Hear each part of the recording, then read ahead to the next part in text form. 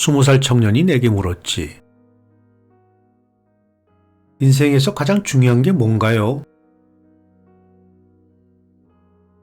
빙그레 웃으며 나는 주름투성이 손가락으로 가르쳤지.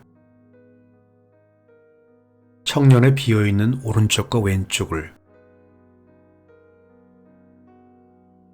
자네의 곁을 지켜줄 사람이 곧 자네의 인생이라네.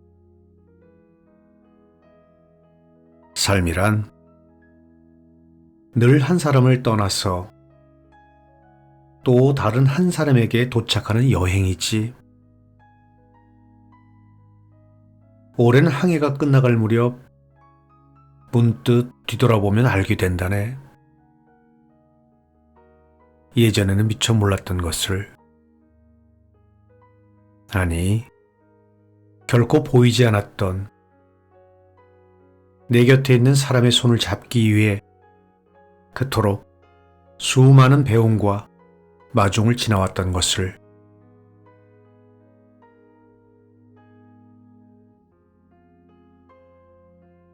안녕하세요. 오늘도 여러분 곁으로 찾아온 책엔 깜시입니다. 오늘 작품은 토네이도 미디어 출판사에서 출간한 칼 필레머 작가의 이 모든 걸 처음부터 알았더라면 이란 작품을 가지고 나왔습니다. 김수미님이 옮기신 이 작품은 사랑과 결혼, 그리고 배우자,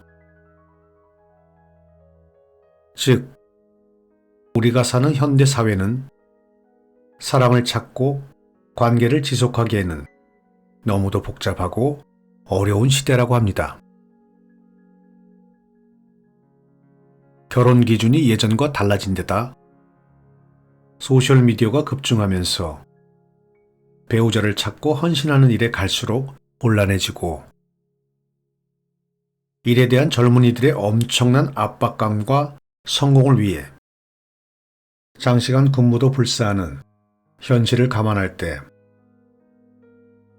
결혼과 일의 균형이 중요한 과제임을 알고 있는 저자는 어떻게 하면 젊은이들이 보다 행복하고 건강하며 만족스러운 삶을 영위할 수 있을지에 대한 연구를 시작했습니다.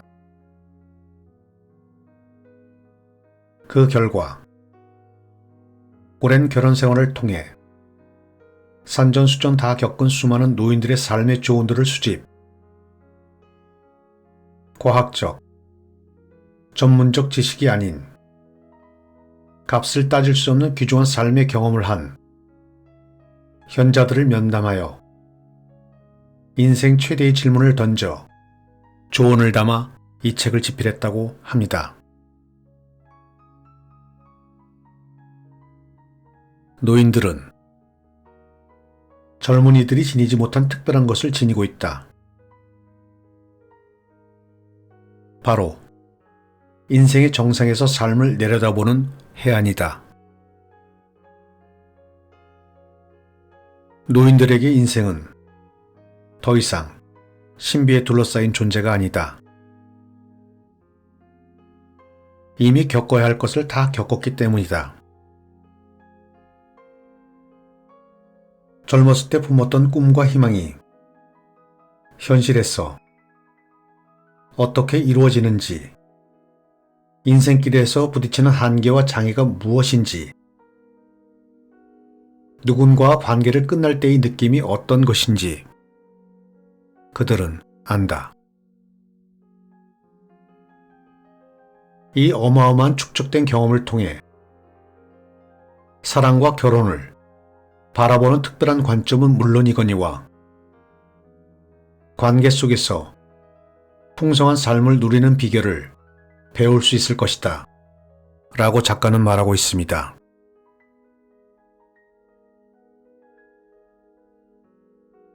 자, 그럼 지금부터 소중한 조언들을 들어보겠습니다.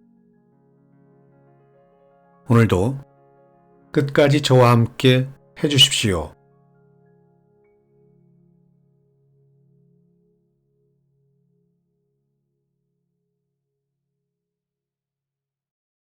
관계를 시작해선 안 되는 3가지 위험 신호.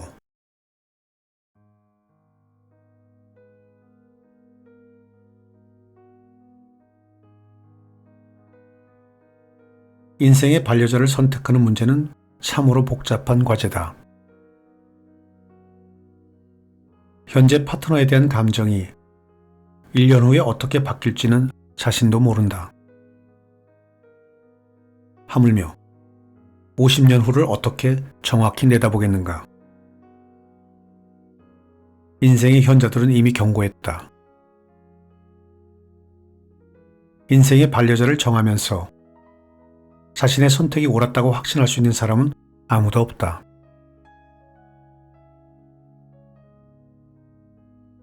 붉은 깃발이 보이면 조심해서 해야 해. 제발 사서 고생하지 말라고.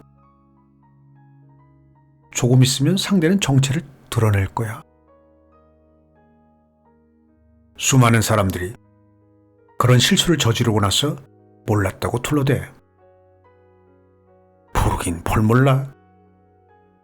다 알았으면서. 사랑하니까 그런 위험쯤은 감당할 수 있다고 생각했겠지. 하지만 잘 들어. 그 사람을 자기 인생에 끌어들인 것도 나고, 그를 믿고 따른다고 말한 것도 나 자신이야. 그러니까 그런 사람과 덜컥 결혼하기 전에 생각을 좀 해봐. 바보같이 알면서 실수하지 말고. 몰랐다고? 아니야. 분명히 알고 있었어. 수많은 사람들이 이런 위험 신호를 무시한 채 결혼해서 끔찍한 시기를 보내며 재앙에 가까운 결정으로 인해 고통당한다. 부디 결혼에 대해 산전수전 다 겪은 노인들이 말하는 위험 신호를 새겨 들음으로써 일생일대의 실수를 피할 수 있기를 바란다.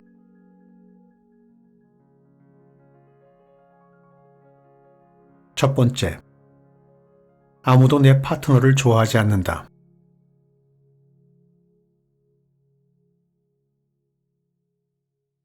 흔한 시나리오를 예를 들어보겠다. 여성 베스는 한 남성 짐을 만나 서로 강하게 끌린다. 둘은 데이트를 시작했고 대부분의 시간을 함께 보낸다. 베스는 짐을 추수감사절 가족 만찬에 초대한다. 그런데 찬란한 지평선 너머로 어두운 먹구름이 들이오기 시작했다.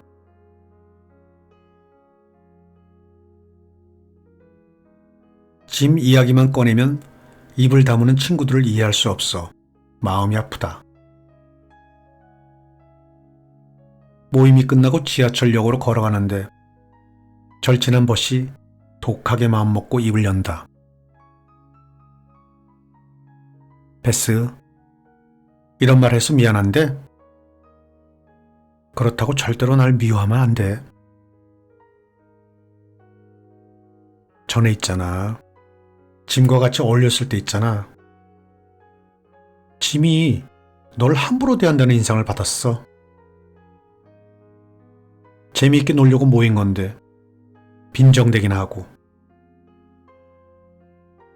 나만 그렇게 느낀 게 아니라 다른 친구들도 다 그렇게 느꼈대. 베스는 할 말을 잃었다. 이럴 때 어떻게 해야 하나? 그런 말을 들을 때마다 베스는 더욱 짐을 감싸주고 더 많은 시간을 내어 그를 만나며 헌신적인 관계로 자신을 몰아간다. 인생의 현자들도 친구나 가족이 파트너에 대해 전하는 조언에 귀를 기울이라고 말하지 않았던가. 아무도 내 파트너를 좋아하지 않는다면 그것은 매우 심각한 위험 신호이기 때문이다. 믿을 만한 사람들이 계속해서 파트너가 잘 대해주지 않는 것 같다. 행복하게 해주지 못하는 것 같다. 적당한 배우자가 아닌 것 같다며 우려하는 말들을 해주는데도 무시한다면 그것은 실수라고 인생의 현자들은 말한다.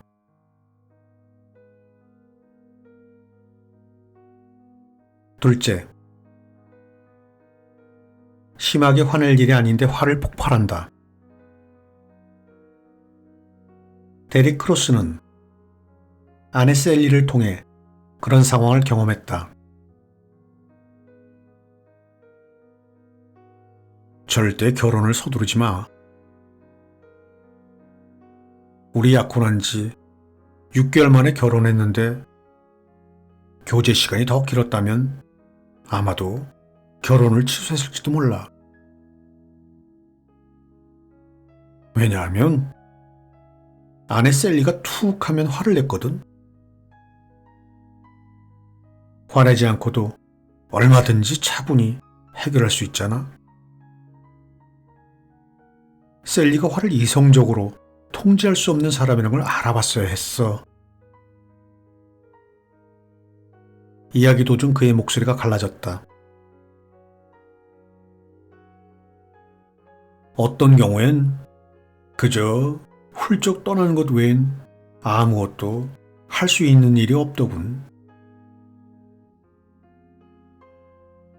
아마 결혼한 첫 해 겨울이었을 거야. 어쩌나 눈물이 나던지 운전도 못할 정도였어. 마음속에 이런 의문이 들었어. 어떻게 평소에 그렇게 잘 지내던 사람들이 몇 주 후면 또 그렇게 죽어라 하고 싸우는 걸까? 아내는 나와 정반대였어. 마치 언제 터질지 모르는 시한폭탄 같았어. 아내는 아이들이나 남편에 대해 조금 더 참지 못해. 초기에 그걸 유의했어야 했는데 분명히 위험 신호가 있었거든. 하지만 불행히도 난 그렇게 하지 않았어.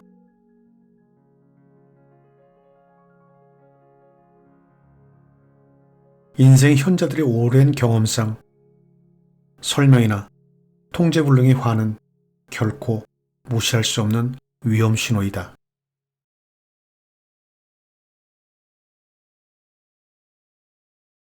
셋째, 술을 절제하지 못한다.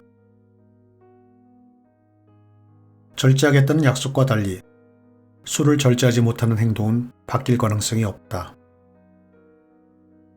아무리 변화되기를 간절히 바란다 해도 현실로 이루어지지 않는 것들이 있다. 음주가 그렇다. 물론 젊은 시절 제멋대로이다가 결혼 후 정신을 차린 사람도 있다. 하지만 기억하라. 인생의 현자들은 만약 행복한 결혼의 가능성을 높이고 싶다면 자기 통제력을 잃지 않는 사람을 선택해야 한다. 자기 통제력만 있다면 음주를 즐기는 사람도 괜찮다.